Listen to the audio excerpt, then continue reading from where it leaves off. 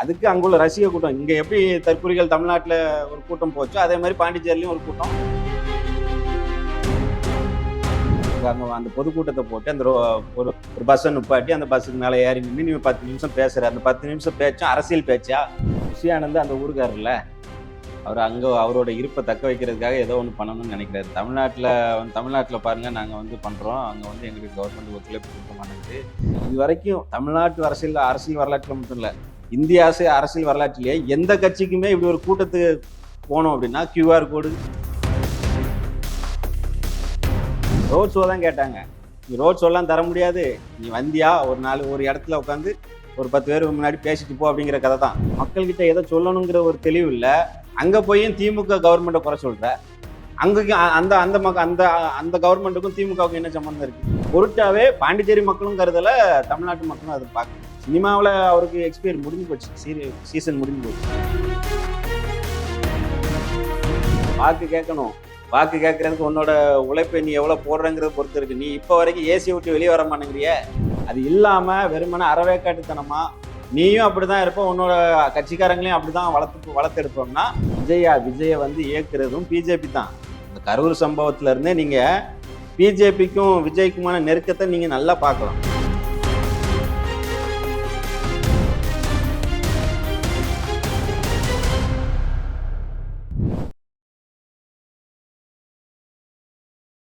வணக்கம் தோழர். வணக்கம் தோழர், எப்படி இருக்கீங்க? நல்லா இருக்கும். கரூர் சம்பவத்துக்கு பிறகு தமிழ்நாட்டில் மீண்டும் மிகப்பெரிய பிரம்மாண்டம் மாநாடோ இல்லை ஏதாவது ரோட் ஷோ நடத்துறதுக்கு வாய்ப்பு இல்லை அப்படின்னு புஷி ஆனந்தும் விஜய் வந்து பாண்டிச்சேரி பக்கம் போயிட்டாங்க. அதை பற்றி என்ன நினைக்கிறீங்க?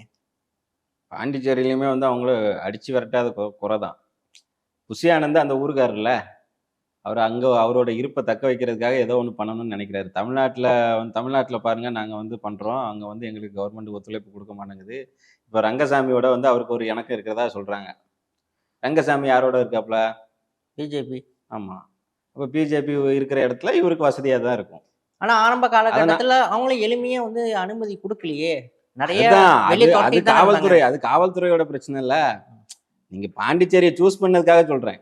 பாண்டிச்சேரியை சூஸ் பண்ணணும்னா இங்கே தமிழ்நாடு அரசு அந்த அரசு கேந்திரத்தில் உள்ள நிர்வாக சிக்கல், அவங்க நமக்கு சப்போர்ட் பண்ண மாட்டேங்கிறாங்க அப்படிங்கிறது காட்டுறதுக்காக பாண்டிச்சேரியை சூஸ் பண்ணியிருப்பாங்க போல.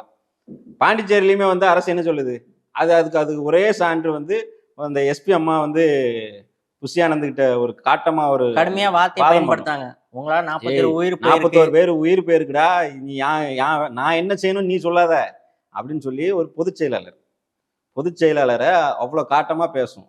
அதுதான் சான்று.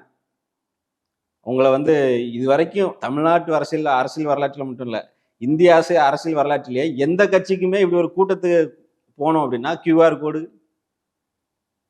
அது ஏன் சொல்றாங்க அப்படின்னா, இவங்களுடைய முந்தைய செயல்பாடு அப்படி இருக்கு. அரசு சொத்துக்கு சேதம் விளைவிக்கிறாங்க. இவன் போறவன் எவனாவது சும்மா பேச்சை மட்டும் கேட்டு வரானா? அவர் பேச போறதே ஒரு 10 நிமிஷம் 11 நிமிஷம் தான் எழுதி வைக்கிறத விஜய் பேச போறாரு. ஆனாலும் அதை கேட்கறதுக்கு இவனுக்கு மனநிலை கிடையாது. விஜயை பார்க்கணுங்கிற ஆர்வத்துல இருக்கிற சொத்தெல்லாம் சேதப்படுத்துறான். அப்போ இதுக்கு முன்னாடி உள்ள சம்பவம்லாம் நமக்கு சான்று. நான் இந்த கரூர்ல 41 பேர் உயிர் போயிடுச்சு. விக்கிரவாண்டி மாநாட்டில் ஒரு 5-6 பேர் உயிர் போயிடுச்சு, சேதம் இருக்கு. தமிழ்நாடு அரசோட அங்க நடந்த இழப்புகள் இருக்குல்ல, தமிழ்நாடு அரசுக்குள்ள தமிழ்நாட்டு மக்கள் அந்த விஜயோட அரசியல் செயல்பாடுகளை நடந்த அந்த இழப்பெல்லாம் பார்த்துட்டு தான் அந்த அரசும் சொல்லியிருக்கு அவங்களுக்கு அனுமதி கொடுக்கல. இவங்க கேட்ட இடங்களுக்குலாம் அவங்க அனுமதி கொடுக்கல. இவங்க கேட்டது வந்து ரோட் ஷோ. ஆமா, ரோட் ஷோ தான் கேட்டாங்க. நீ ரோட் ஷோலாம் தர முடியாது, நீ வந்தியா ஒரு இடத்துல உட்காந்து ஒரு 10 பேர் முன்னாடி பேசிட்டு போ அப்படிங்கிற கதை தான். அதுக்கு அங்குள்ள ரசிக கூட்டம் இங்க எப்படி தற்குறிகள் தமிழ்நாட்டுல ஒரு கூட்டம் போச்சோ அதே மாதிரி பாண்டிச்சேரியிலையும் ஒரு கூட்டம் போயிருக்கு. அது புஷி ஆனந்த் அந்த ஊருக்காரரு, அவர் அங்க ஒரு மாசம் காட்டணும்னு நினைப்பார்ல, அதுக்காக போட்ட சீனு தானே தவிர அதால ஏதாவது தமிழ்நாட்டு அரசியலும் சரி பாண்டிச்சேரி அரசியலும் சரி மாற்றம் வருமானா ஒரு மாற்றமும் வராது. ஏன்னா தொடர்ந்து வந்து அனுமதி கொடுக்காம நிராகரிச்சுக்கிட்டு தான் இருந்தாங்க. ஆமா, இவங்க வந்து வற்புறுத்துனாங்க, எப்படியாவது அனுமதி கொடுங்க அப்படின்னு. நிறைய நிபந்தனையோட அனுமதி கொடுத்துட்டாங்க. எப்பா நீ என்ன அனுமதி கொடுத்தாலும் நீ என்ன பேசிட போற? நீ என்ன அங்க ஒரு பக்கம் அரசை வந்து சப்போர்ட் பண்ணி பேசுற மாதிரி பேசுற, அப்படி இன்னொரு பக்கம் உன்னோட பேச்சிலேயே பார்த்தோன்னா ஃபுல்லா அரசுக்கு எதிராக இருக்கு. அரசு அங்க ரேஷன் கடை இல்லைன்ற, அந்த வசதி இல்லை இந்த வசதி இல்லைன்னு சொல்லி அந்த சொல்றது எல்லாமே அங்க செயல்பட்டு இருக்கு. அப்ப நீ நீ என்ன பேச வர? ஒரு தெளிவு இல்ல, மக்கள்கிட்ட எதை சொல்லணுங்கிற ஒரு தெளிவு இல்ல. அங்க போயும் திமுக கவர்மெண்ட்டை குறை சொல்ற. அங்கக்கு அந்த அந்த அந்த அந்த கவர்மெண்ட்டுக்கும் திமுகவுக்கும் என்ன சம்பந்தம் இருக்கு? சம்மந்தமே அந்த கிடையாது. கவர்மெண்ட் வந்து ரங்கசாமி வந்து பிஜேபியோட கை கோர்த்து அங்க ஆட்சி பண்ணிட்டு இருக்காரு. அங்க போயிட்டு நீ திமுக விமர்சனம் பண்ண வேண்டிய தேவைங்க என்ன இருக்கு? ஆனா ரங்கசாமி கவர்மெண்ட் நல்லா உயர்த்தி தானே பேசியிருக்காரு. அதுதான் அதுலயே அவருக்கு குழப்பம் இருக்குன்னு சொல்றேன். அந்த ரங்கசாமி அரசியல் கவர்மெண்ட் சூழ்நிலை என்னன்னு அவருக்கு புரியல. ரங்கசாமி கவர்மெண்ட் அப்படி என்ன வைத்து பேசினாரு சொல்லுங்க? அது தமிழ்நாட்டுல கொடுக்காத பாதுகாப்பெல்லாம் இந்த கவர்மெண்ட் அதுவே கொடுத்துருக்கு. பொய் தானே. அதுவே பொய் தானே. உனக்கு 1008 கண்டிஷன் கொடுத்துருக்காங்க. கண்டிப்பா. எவ்வளவு 30 கண்டிஷன் மேல கொடுத்துருக்காங்க. நீ வந்து உள்ள வந்து இத்தனை பேர் தான் 5000 பேர்னு 5000 பேர் தான் வரணும். உள்ள குழந்தைகளை கூட்டு வரக்கூடாது. அந்த என்ன இதுக்கு முன்னாடி இவங்களோட நடவடிக்கை அப்படி இருக்குல்ல தோழர். 41 பேர் உயிரை பறிகொடுத்த காட்சி தமிழ்நாட்டுல அவங்க பார்த்திருப்பாங்கல்ல. ஆனா இப்ப இது எல்லாமே அரசுக்கு அரசுக்கு என்ன வேணா விஜய் மேல சாஃப்ட் கார்னர் இருக்கலாம். என்ன அந்த அந்த கவர்மெண்ட் சொல்றேன். பாண்டிச்சேரி கவர்மெண்ட் அரசாங்கத்துக்கு விஜய் மேல ஒரு நெருக்கம் இருக்கலாம், இணக்கம் இருக்கலாம், என்ன வேணாலும் இருந்து போட்டு. ஆனா காவல்துறைக்கு ஒரு இது எல்லாம் ஏதாவது ஒரு பாதிப்பாச்சுன்னா எங்க கொண்டு பழிய போடுவாங்க? காவல்துறை மேலதான். சட்ட ஒழுங்கு பிரச்சனை அப்படின்னு சொல்லி அப்ப காவல்துறை ரொம்ப ரொம்ப ஸ்ட்ரிக்டா நின்றுருக்காங்க. அதெல்லாம் மறைக்கிற வேலையை தான் அரசு மேல வந்து பாராட்டுறது. உன்னை வந்து கழுவி ஊத்திருக்காங்க. இங்கெல்லாம் வராத அப்படின்னு சொல்லியே ஊத்திருக்காங்க. ஆனா இவங்களுக்கு அது தர தெரியல, முடியாது. புரியல. ஆ? ஆனா இது அவங்களுக்கு தெரியல, புரியல. மறைமுகமா நம்மள வந்து வசப்படுறாங்க, திட்டுறாங்க. முதல்ல இவங்களால புரிஞ்சுக்க முடியல. பாண்டிச்சேரியில போயிட்டு என்ன சாதிச்சுட்ட நீ? அங்க அந்த பொதுக்கூட்டத்தை போட்டு அந்த ஒரு ஒரு பஸ்ஸை நிப்பாட்டி அந்த பஸ்ஸுக்கு மேல ஏறி நின்று நீ 10 நிமிஷம் பேசுற. அந்த 10 நிமிஷம் பேச்சும் அரசியல் பேச்சா? தமிழ்நாட்டுல சாதாரண பல நிலவரம் ஒரு சமூக ஆர்வலருக்கு கூட தெரியுங்க எங்கெங்க எந்தெந்த சிக்கல் இருக்குன்ட்டு. எழுதி கொடுத்தவனாவது ஒழுங்கா எழுதி கொடுக்குறானுங்களா? அதுவும் கிடையாது. ஆல்ரெடி அங்க என்னென்னலாம் நடைமுறையில இருக்கோ அதுவும் ஒரு பெரிய காமெடி பண்ணாரு பாருங்க. பாண்டிச்சேரின்னா உங்களுக்கு என்ன ஞாபகம் வரும்? சரக்கு தான்.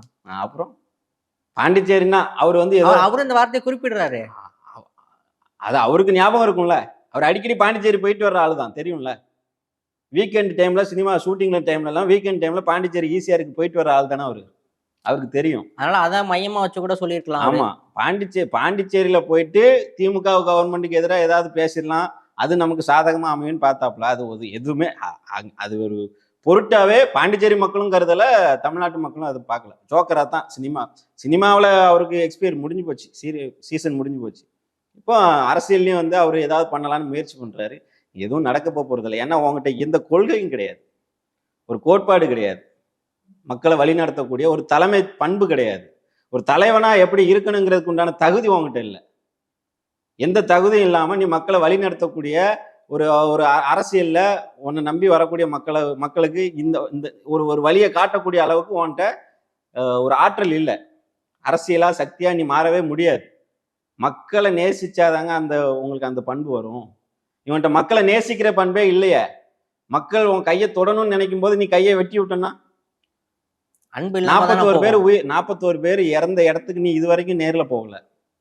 ஆனா வர வச்சு பாக்குற அது எவ்வளவு பெரிய அயோக்கியத்தனம். தமிழனோட பண்பா அது?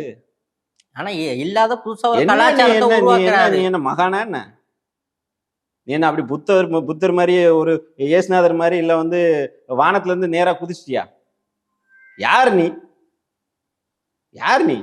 சாமானிய மனுஷன் தானே. இன்னொரு மனுஷனுக்கு பாதிப்பு ஒன்னால நடந்திருக்கும் போது நீ அந்த இடத்துல நிக்கவே இல்லையே. அவர் நிறைய காரணம் முன் வச்சாரு. நான் போயிருந்தா ஒரு அசம்பாவிதம் நடக்கும் அப்படிங்கிறது முன் வச்சுட்டாருல. அதுதான் சொல்றேன், எல்லாத்தையும் அரசியலா பார்த்து அது திமுகவுக்கு எதிரான விமர்சனம் வைக்கணும். இப்ப பிஜேபி தாங்க இதை ரூல் பண்ணுது. விஜய வந்து இயக்குறதும் பிஜேபி தான். அந்த கரூர் சம்பவத்துல இருந்தே நீங்க பிஜேபிக்கும் விஜய்க்குமான நெருக்கத்தை நீங்க நல்லா பார்க்கலாம். நாளுக்கு நாள் வந்து ஒரு நல்ல நீங்க பிஜேபி காரங்களுடைய நல்ல நெருக்கம் இருக்கும். செங்கோட்டையனை வந்து அதிமுகவில் இருந்து செங்கோட்டையன் வந்து அதிமுகவில் இருக்கும்போதே சொல்றேன், ஒரு பிரச்சனை வருது, நான் வந்து ஒரு 10 நாள் கெடு கொடுக்குறாப்புல, அந்த கெடுக்கு அந்த கேப் போன நபர்லாம். ஆமா, நான் எங்கேயோ ஹரித்வார் போறேன் அப்படின்னு சொல்லி டெல்லியில போயிட்டு அமித்ஷாவை பார்த்துட்டு வந்தாப்புல. பார்த்துட்டு வந்தாப்புல ஒரே கூட்டணியில தான் ஏடிஎம்கே பாஜக இருந்தாலும் செங்கோட்டையன் அங்க இருந்து விலகுறாரு. விலகி எங்க போறாரு? விஜய்க்கு தானே வந்தாரு. விஜய்க்கு போறாருல. விஜய் வந்து விஜய் கட்சியில நீங்க விஜய் சுத்தி இருக்கிற ஆட்கள் எல்லாம் எடுத்து பாருங்க. சிடிஆர் அவரு நிர்மல்குமார் எங்க இருந்து வந்தாரு? அவரும் பாசிசவாதி தானே. ஆர்எஸ்எஸ். இப்போ இவரு நம்ம புசி ஆனந்தே சொல்றேன். புசி ஆனந்த் அங்க எந்த கட்சியில இருந்தாரு? ஆமா பிஜேபி தானே. அவரு பிஜேபி இல்ல. அங்க அங்க ரங்கசாமி அவரு அவரு அவரு அவரு அது அவருடைய ஆமா அவங்களோட சாடை தானே ஆமா அதுவும். ஆமா அதுவும் பிஜேபி சாடை பிஜேபி தானே. பிஜேபி சாயல் தான், பிஜேபியோட இதுதான், சப்போர்ட் தான், அங்க இருந்து வந்தவர். ஆதவ அர்ஜுனா அவர் ஒரு பொலிட்டிக்கல் புரோக்கர். விசிக திமுகவுக்கு ஃபர்ஸ்ட் சப்போர்ட் பண்ணிட்டு இருந்தாரு. திமுகவுக்கு பிகைண்டா இருந்து திமுகவோட ஸ்ட்ராட்டஜி எல்லாம் பண்ணி கொடுத்துட்டு இருந்தாரு. அப்புறம் விசிகாவுக்கு வந்தாரு. விசிகாவில் அவருடைய வேலை எடுபடல. தலைவர் அழகா எங்க வைக்கணுமோ அங்க வச்சாரு. வெளியே போனாரு. விஜயை காலி பண்றதுக்காக விஜய் கிட்ட போயிருக்கிறார் அவரு.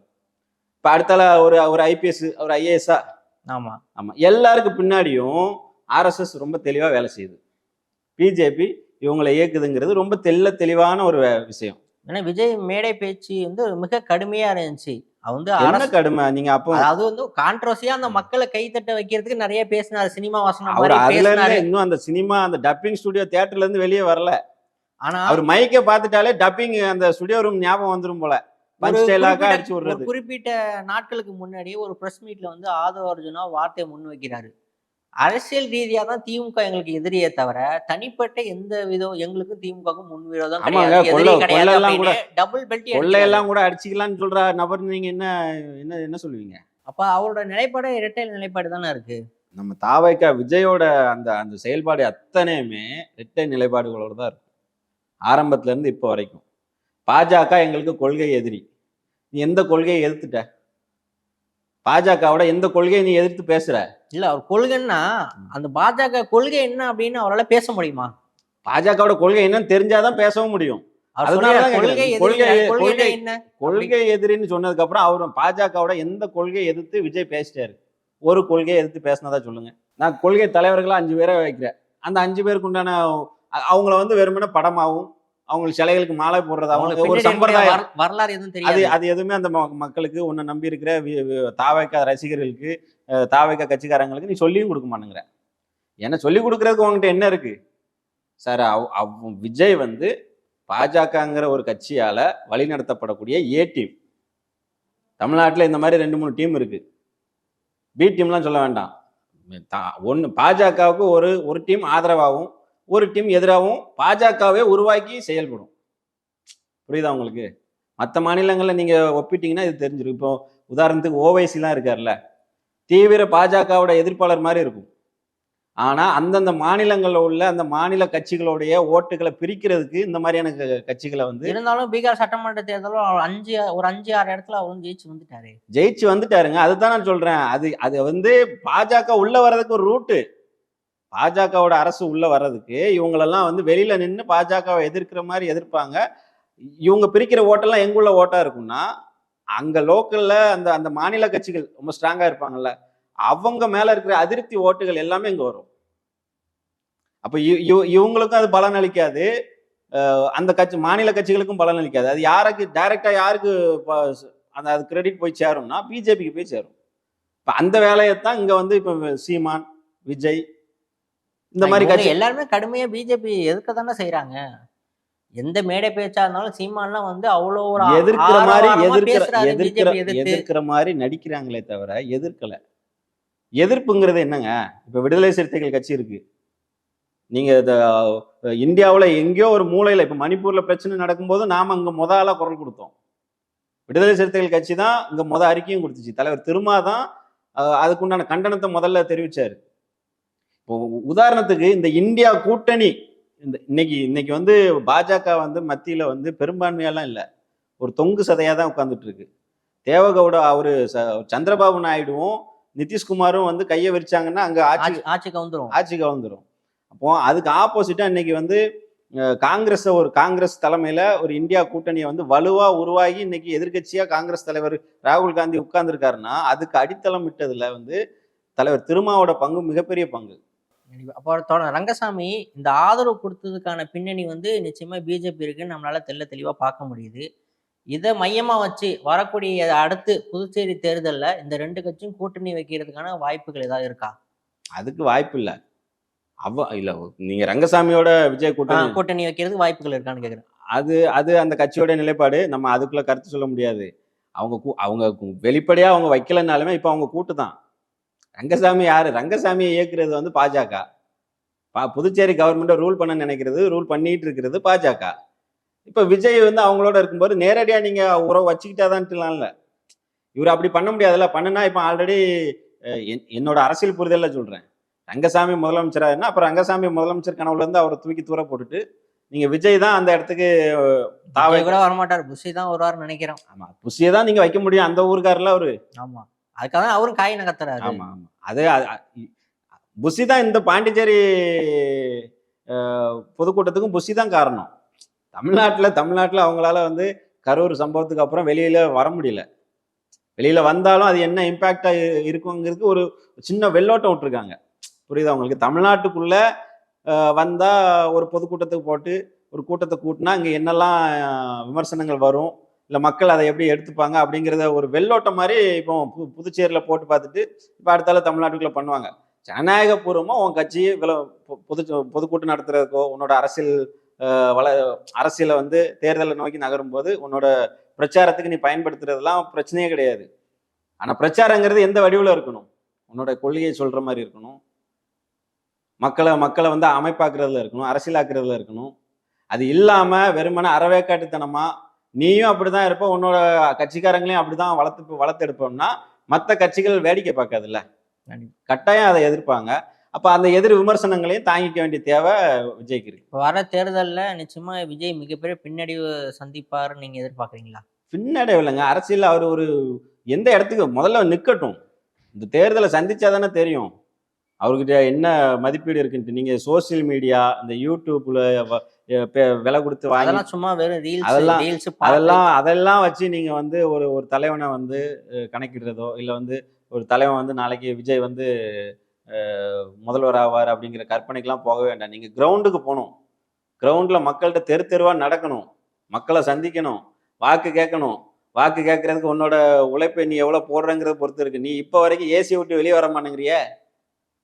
ஏசியை விட்டு உன்னால வெளியில வர முடியாது. வந்தாதான் தெரியும். மக்களை சந்திக்கணும், மக்களை சந்திச்சு ஓட்டு கேட்கணும். இப்படி 1008 சிக்கல் இருக்கு. அதுக்கெல்லாம் விஜய் செட் ஆவாரான்னு தெரியல. காலம் தான் முடிவு பண்ணும். நம்மளோட இணைஞ்சு நம்ம கேட்ட கேள்விகளாம் நல்ல பதில் கொடுத்தீங்க. மிக்க நன்றி. நன்றி.